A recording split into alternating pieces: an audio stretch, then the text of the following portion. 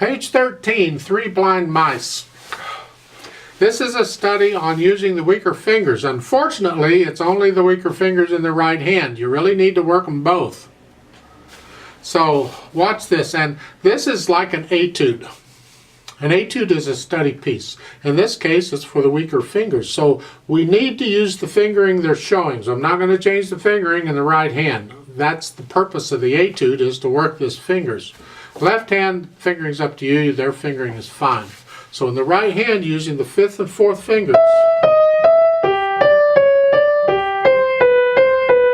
And rather than trying to use the fingers to push it down, I'm using weight. I'm just rotating between 5th and 4th fingers. I'm just kind of doing this. It's a very small motion, but it just helps me to use the weight to push these notes down rather than trying to do it with the fingers.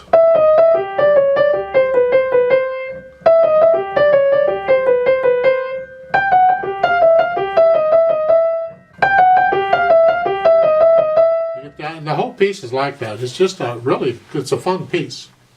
Left hand's no big deal. Chords.